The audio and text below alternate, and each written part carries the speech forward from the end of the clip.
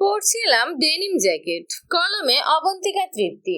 পর্ব সংখ্যা ২৮। মাগরিবের নামাজ পড়ে শার্লিন ঘুমিয়ে পড়েছে নিজের রুমে। সারাদিনের জার্নি, খেলাধুলা করে সবাই ভীষণ টায়ার্ড। তাই যে যার মতো করে কেউ বিছানায়, কেউ মেঝেতে, অথবা কেউ সোফাতে কাহিল হয়ে ঘুমাচ্ছে। একমাত্র কুহুর চোখে আজ কোনো ঘুম নেই। ওর মনটা অস্থির। ওর রাতগুলো বরাবরের মতোই নির্ঘুম আজও। বিকেলে শার্লিনের বলা কথাও ওর কানে বাজছে বারবার। সত্যি কি কাব্য ভাই ওকে ভালোবাসেন? কাব্য ভাইয়ের তো উর্মি আপু আছে, তাহলে শার্লিনের কেন মনে হলো সেটা? কোনোভাবে কাব্য ভাই ভেবেছেন উর্মি আপু কুহু দুজনেই একসাথে রাখতে? কুহুর রাগ হলো এবার। এমন যদি হয় তবে কখনোই না। কুহু কখনোই চাইবে না উর্মি আপুর বয়ফ্রেন্ডকে নিজের কবজায় করে উর্মি আপুকে চিট করতে, কাব্য ভাইকে লাই দিতে। উর্মি আপু সাইকো, হ্যাঁ ঠিক আছে এটা, কিন্তু উনি একটা মেয়ে। কুহু মেয়ে হয়ে ওদের দুজনের সম্পর্কে কোনোদিন ঢুকতে চায়নি। কাব্য ভাই কুহুর পছন্দ ছিল, কিন্তু সেটা তখন যখন কাব্য ভাই একেবারে শুধুমাত্র কুহুর জন্য হবেন। এভাবে কুহু কারো শেয়ার করা উচ্ছিষ্ট গ্রহণ করবে না। এটুকু আত্মসম্মান কুহুর অন্তত আছে।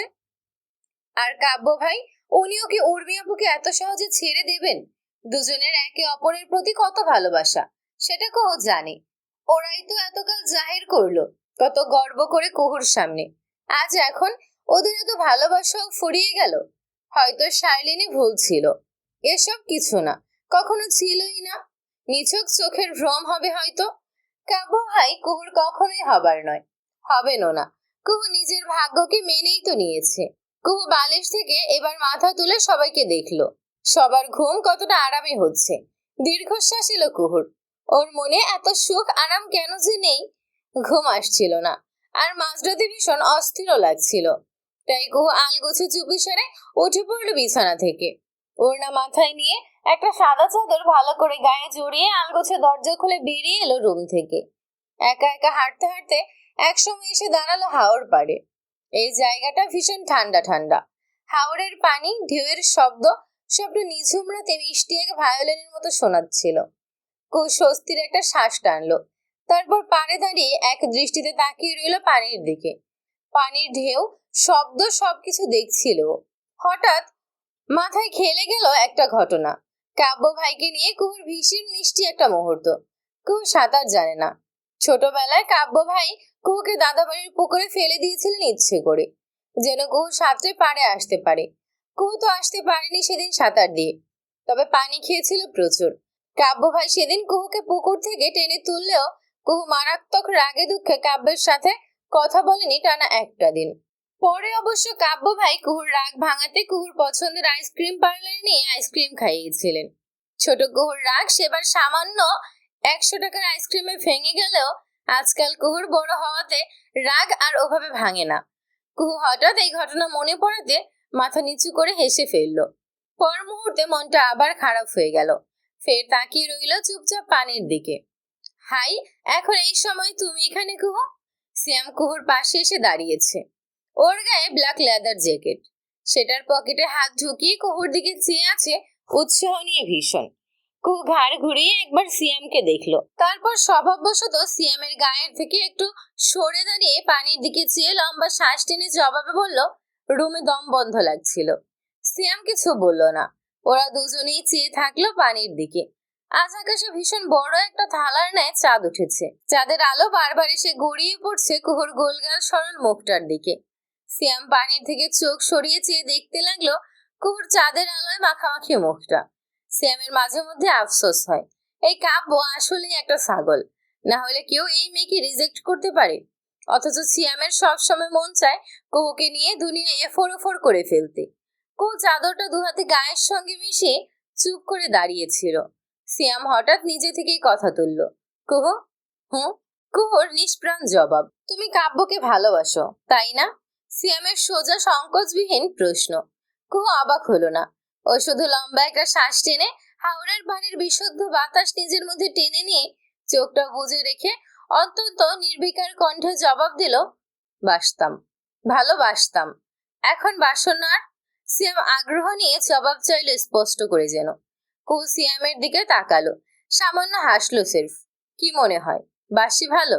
সিয়াম ভ্রু কুচকালো। হয়তো ওর মনে সন্দেহ ঢুকছে। কুহু ওর শুকিয়ে যাওয়া মুখটা দেখে হেসে ফেলল। জবাবে আবার আকাশের দিকে চেয়ে একটা ঢোক গিলে ম্লান গলায় বলল, আমি কাউকে বহুদিন ধরে ভালোবাসি না Siam. I don't believe in love anymore. Siam হাসলো খানিক। বাট আমি তো জানতাম যে তোমার কাছে লাভ ব্যাপারটা ভীষণ ম্যাটার করে। ওই উপন্যাস ধরনের ভালোবাসায় তুমি বিলিভ করতে। কুহু আবারও হাসলো। এবার ম্যাচিউর একটা 30 বছরের পরিপূর্ণ অভিজ্ঞতা সম্পন্ন নারীর ন্যায় জবাবে পানির দিকে চেয়ে বলল, আগে বোকা ছিলাম তো, তাই বিশ্বাস করতাম এসব উপন্যাস ধরনের ভালোবাসা। এখন আর করি না, সিম্পল। কুহু থামলো। তারপর জবাবে শুকনো হেসে ফের বলল, আমাদের মতো কুহুদের জীবনে উপন্যাস ধরনের নায়করা ভাগ্যে থাকে না সিয়াম। সিয়াম এই কথা শুনে মাথা ঘুরিয়ে কুহুর দিকে তাকিয়ে ফেলল। ওর বুকের উপর থেকে এক বোঝা যেন সরে গেল হঠাৎ। তারপর চাঁদের আলোয় মেখে থাকা কুহুর দিকে চেয়ে ভীষণ স্বস্তি নিয়ে বলল, ইমাজিন যদি কোনোদিন কাব্য এসে বলে সেও তোমায় ভালোবাসে, কি করবে? কুহু সিয়ামের দিকে হঠাৎ তাকালো। সিয়াম তখনই প্রশ্নের ইশারায় ভ্রু উঁচালো। কুহু তাকিয়ে রইল সিয়ামের দিকে। পরপর একটা দীর্ঘশ্বাস ফেলে আলগোছে চোরের ন্যায় চোখ সরিয়ে নিল। নিজের গায়ে চাদরটা আরো শক্ত করে খামচে ধরে জোরে একটা শ্বাস ফেলে নির্বিকার কণ্ঠে উত্তর দিল, অসম্ভব জিনিস নিয়ে আমি আগে থেকে ভাবি না সিয়াম। আর তুমি যার ভয় পাচ্ছ সে এখন আমার থেকে অনেক অনেক দূরে। আলোকবর্ষ বুঝো, তার থেকেও অনেক দূরে। সিয়াম আবারও নাছোড়বান্দার ন্যায় বলল, যদি বলে? শুধু কল্পনা করো, কি করবে তুমি? কুহু জবাবে মাথাটা হালকা কাজ করলো। একটা পাথর মাটি থেকে উঠিয়ে সেটা হাওরের পানিতে ছুঁড়ে বলল, এভাবেই ছুঁড়ে ফেলবো।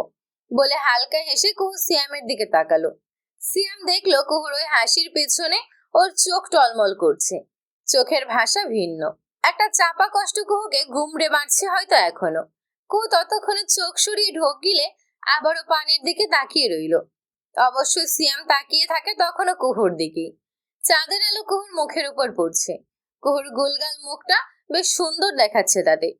সিয়াম এক দৃষ্টিতে চেয়ে হঠাৎ বলে উঠলো, আমি তোমাকে সত্যি ভালোবাসি কুহু। কুহু অবাক হয়ে সিয়ামের দিকে তাকালো। সিয়ামের চোখ মুখ ভীষণ সিরিয়াস। ও আবারও বলা শুরু করলো, আমি জানি না তুমি কি ভাবছো আমার ব্যাপারে। কুহু, আমাকে নিরাশ করো না কোনোদিন। তুমি তো জানো ব্রোকেন হার্টের যন্ত্রণা কেমন। আমাকে ওই ফেসটা পার করতে দিও না প্লিজ। আমি ভয় পাচ্ছি কুহু। কাব্য, কাব্য তোমার কাছে ফিরে এলে আমাকে ছেড়ে দিবে? আমি জানি আমি তোমার একটা অপশন, তবুও। কুহু ছোট্ট একটা শ্বাস ফেলে সিয়ামের দিকে তাকালো। দুজনের চোখে চোখ মিলল। কুহু বোধটা হঠাৎ উপচে এলো যেন। সিয়ামের চোখে সেই প্রেম নেই যা কুহু কাব্যের চোখে দেখতো। একমাত্র কাব্য ভাইয়ের হুডের চোখ দুটো কুহুকে মেরে ফেলতে পারতো, খুন করে ফেলতে পারতো অনায়াসে। সিয়ামের চোখটা পারবে না কখনোই। কুহু তবুও সামান্য হেসে বলল, মনে থাকবে। বলে ওরা দুজন আবার পানের দিকে তাকালো। অনেকক্ষণ দুজনের মধ্যে নীরবতা ছিল। কেউ কথা বলল না। হয়তোবা বলার কিছু নেই আর, কারণ ওরা দুজনেই জানে ওদের মনে কি চলছে। সিয়াম তাই এবার বলল, বারবিকিউ পার্টি হবে বোধহয়, যাওয়া উচিত আমাদের। বৃষ্টিতে এখানের মাটি পিচ্ছিল হয়ে গেছে, পড়ে টরে গেলে সর্বনাশ। আমি সাঁতার পারি না। কুহু জবাবে বলল, তুমি এগোও, আমি আসছি। সিয়াম আগে আগেই মোবাইলের টর্চ জ্বালিয়ে দেখে শুনে এগোলো। কুহুর হাতে ফোন নেই। অন্ধকারে ভালো করে সবটা দেখতেও পারছে না।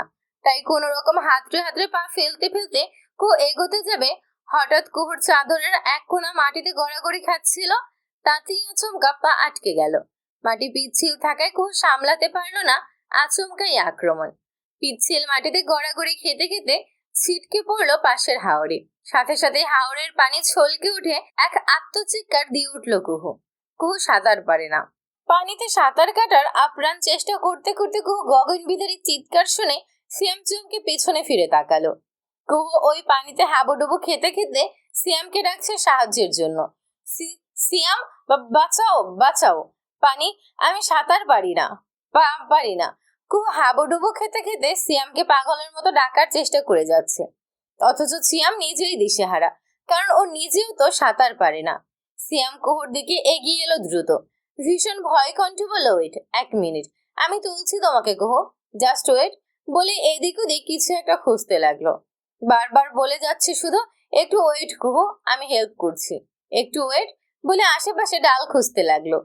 কুহুর ওজন বইতে পারে এমন মোটা ডাল এখানে নেই। সিয়াম এবার হতাশ হয়ে মাথার চুল খামচে দৌড়ে অন্যদিকে গেল ডাল খুঁজতে। ওদিকে পানির সাথে লড়তে লড়তে কুহুর কাহিল শরীর প্রায় ছেড়েই দিচ্ছে। সিয়াম আশেপাশে কিছু না পেয়ে এবার দৌড়ে গেল অন্য পাশে। কাব্য সামনেই ছিল, ও কয়লা পুড়িয়ে বারবিকিউ বানাচ্ছিল। সিয়াম ওর সামনে এসে হাঁপাতে হাঁপাতে ওর সামনে দাঁড়ালো। কাব্য ওকে দেখে তাকালো। সিয়াম হাঁপাতে হাঁপাতে পাগলের মতো বলল, কুহু, কুহু পানিতে পড়ে গেছে। কাব্য শুরুতে হা করে সির্ফ অবিশ্বাস্য চোখে তাকিয়ে রইল সিয়ামের দিকে। কাব্য তখনই শুনতে পেল হাওড়া থেকে ভেসে আসা কুহুর আত্মচিৎকার। পর মুহূর্তে কাব্য পুরোপুরি স্তব্ধ হয়ে গেল। হাত থেকে উত্তপ্ত কয়লা ছিটকে পড়ে গেল ওর পায়ের উপরে। কাব্যের পা সাথে সাথেই ফেটে পড়ে গেল অনেকাংশ। ও সেটা দেখলো না একবারের জন্য। সবকিছু ছেড়ে ছুড়ে এক দৌড়ে উন্মাদের মতো ছুটে গেল হাওরের দিকে, যেখানে ওর কলিজা ওর সমস্ত সত্তা হারিয়ে যেতে বসেছে। হাওর পার থেকে কুহুকে এখন আর দেখা যাচ্ছে না। কাব্য আর ভাবলো না দুবার।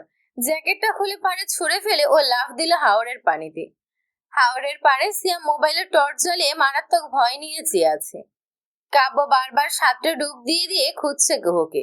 কোথাও হদিশ নেই কুহুর। কাব্য উঠলো পানি থেকে। শ্বাস ফুরিয়ে আসছে ওর। ও জোরে করে শ্বাস ফেলে আবার ডুব দিল। এভাবেই বারবার ডুব দিচ্ছে। কাব্য পাগল হয়ে গেছে একদম। ও কুহুকে ডাকা শুরু করেছে এবার। পাগলের মতো গলা ফাটিয়ে ডাকছে কাব্য, কুহু। তারপর আবার ডাক দিল। কাব্যের চোখে চাঁদের আলোতে সিয়াম স্পষ্ট একটা ব্যাপার লক্ষ্য করলো। কাব্যের ওই হুডের চোখ টলমল করছে।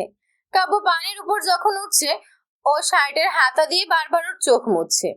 তারপর ভাঙা ভাঙা স্বরে কান্না মাখা গলায় কুহুকে ডাকলো, কই চলে গেলি তুই কুহু? কাব্য কাব্য কুহুকে হারিয়ে ফেলবে আজ। তারপর কাব্যের জীবনে আর কেউ থাকবে না। এটা এটা সম্ভব না। কুহুর থাকতে হবে। সম্ভব হলে কাব্য জোর করবে। আজ যদি কিছু হয়ে যায় কুহুর, আজকে ওঠে কাব্য। জীবনে কোনোদিন যদি কোনো ভালো কাজ করে থাকে কাব্য, খোদা যেন তাকে তার কুহুকে ফিরিয়ে দিয়ে তার শোধরান। কাব্য যখন দিশারা হয়ে প্রায় কেঁদেই দেবে, হঠাৎ কুহুর হাতে একটা এসে কাব্যের পা জড়িয়ে ধরলো। সাথে সাথে কাব্য চমকে ওঠে, অস্ফুট বলে ওঠে, কুহু। সাথে সাথে কাব্য আবারও ডুব দিল। অতঃপর কুহুকে পাওয়া গেছে। কাব্য কুহুকে পাজা কোলে তুলে এনে হাওরের পাড়ে রাখলো শুইয়ে। সিয়াম কুহুর মাথার কাছে বসেছে। প্রচুর পানি খেয়ে ফেলেছে কুহু ইতোমধ্যেই। ওর গায়ের চাদর নেই। ভিজে গায়ে শরীরের গঠন বেশ বোঝা যাচ্ছিল। কাব্য একবার আর চোখে তাকালো সিয়ামের দিকে। সিয়াম কুহুর বুকের দিকেই চেয়েছিল।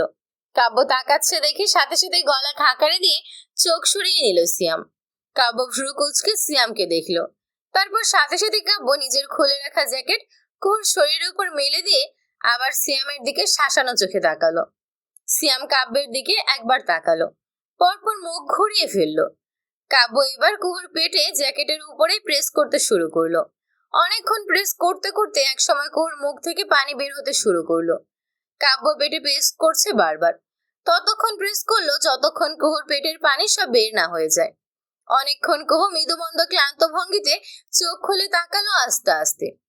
কুহু শুরুতেই কাব্যের দিকে চোখ গেল। কাব্য ওর পেট প্রেস করার বাদ দিয়ে ওর দিকে তাকিয়ে রয়েছে ভীষণ অসহায় টলমল চোখে। কুহু স্পষ্ট দেখতে পেল কাব্যের চোখে জল। ওর চোখ হুডেড আইস টলমল করছে।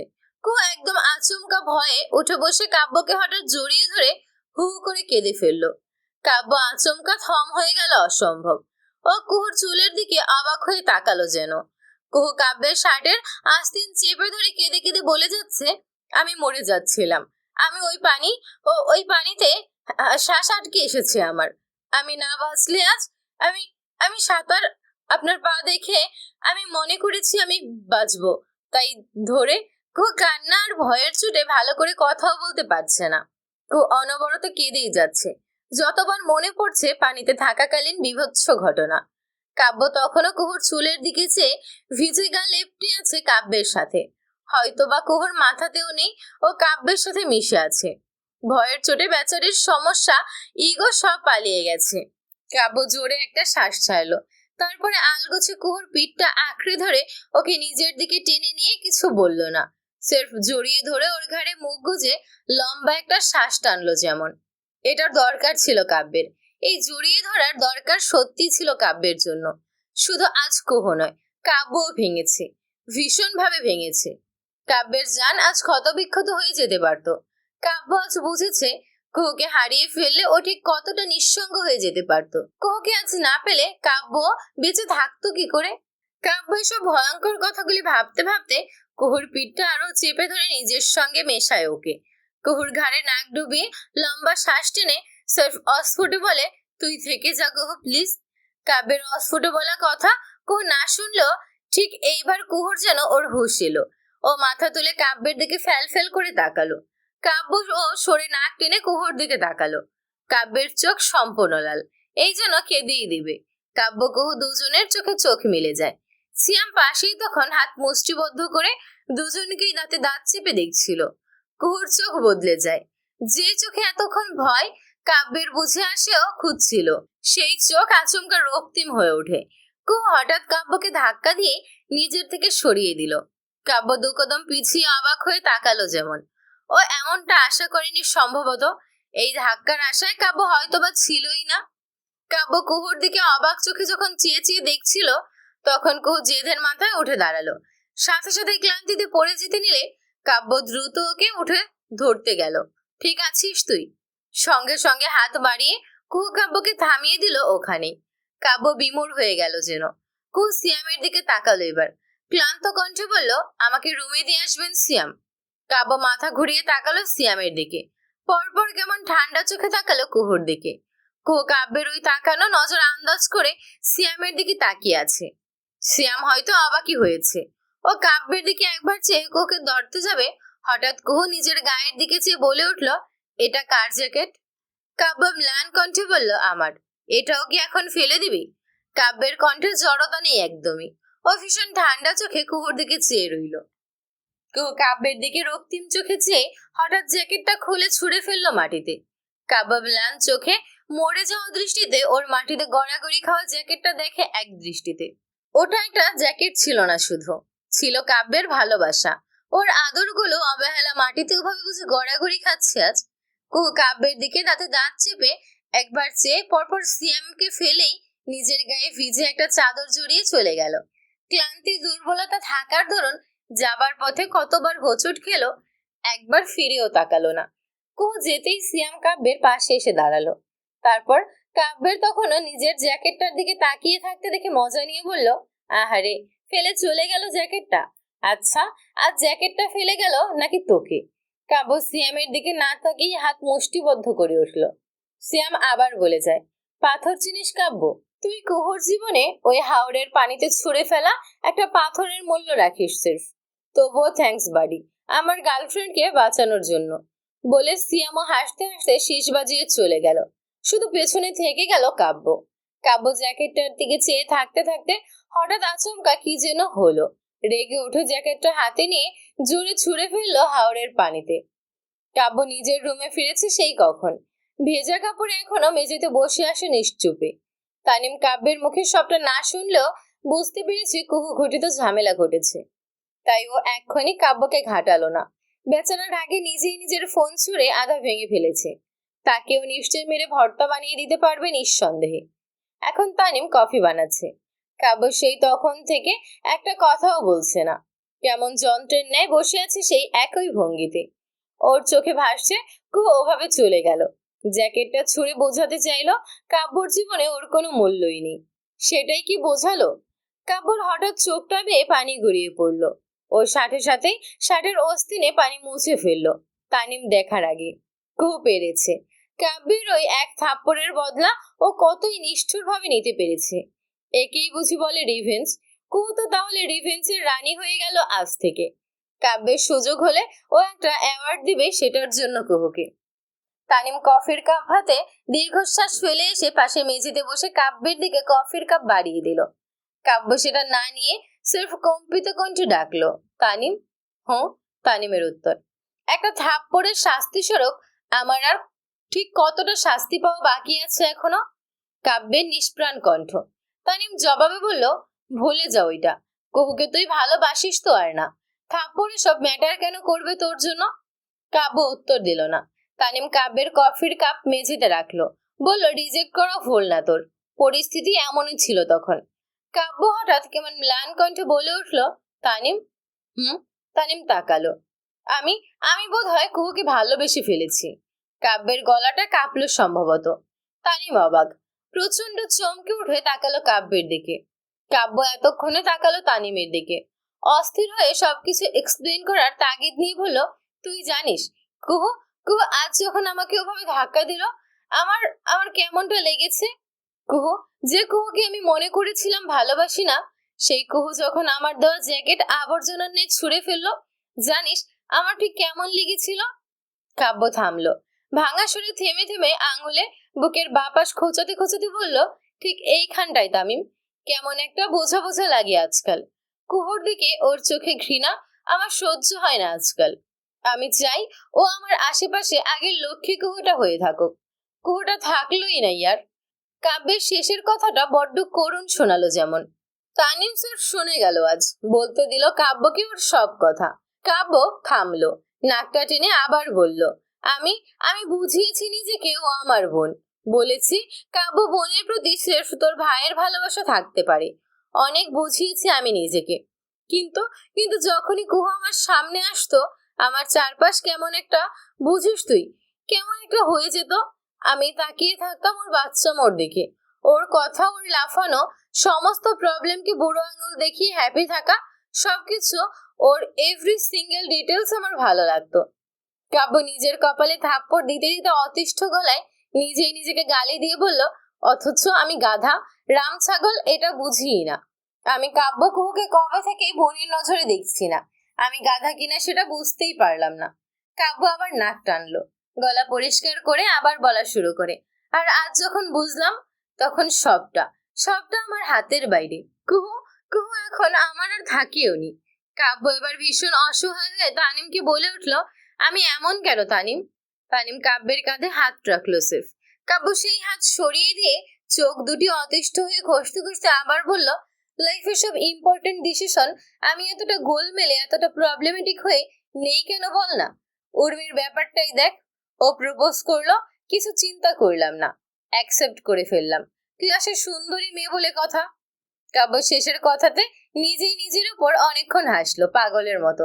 তারপর আবার বলা শুরু করলো, তারপর যখন বুদ্ধি হলো, বোধ হলো উর্মির সাথে ব্রেকআপ করলাম, সেটাও বাল আমার পিছু ছাড়লো না।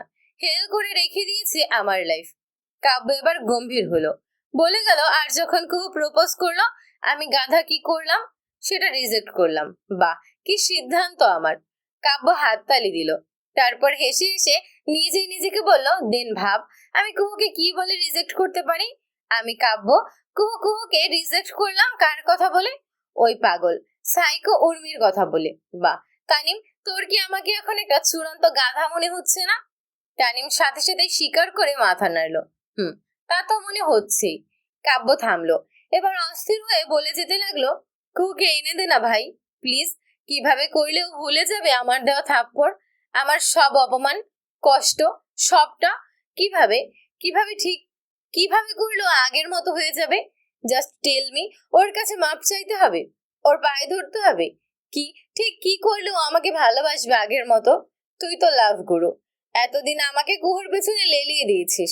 আমার এখন কুহুকে চাই, অ্যাট এনি কস্ট। আমাকে এনে দে প্লিজ। ওকে আমার চাই তানিম। তুই যা সাজেশন দিবি আজ সব করব আমি। সব। বল আমাকে কি করতে হবে। কাব্য অস্থির হচ্ছিল ভীষণ। ও পারলে আজই কুহুর কাছে ছুটে যায়। কুহুর আচরণ এতদিন সহ্য করতে পারলেও এখন থেকে আর এক মুহূর্তও পারছে না, যখন থেকে কাব্য নিজের ভালোবাসা উপলব্ধি করতে পেরেছে। বেচারা কাব্য আজ ভীষণ অস্থির। আজ যেন ভীষণ তাড়াহুড়ো ওর। কুহুকে পারলে এক্ষুনি রুম থেকে বের করে কাজী অফিসে টেনে নিয়ে বিয়ে করে ফেলার মতো ভীষণ অস্থির। উৎকণ্ঠিত হয়ে আছে এ যাবৎকালের সেরা রাম ছাগল মিস্টার শাহরিয়ার সিদ্দিক কাব্য।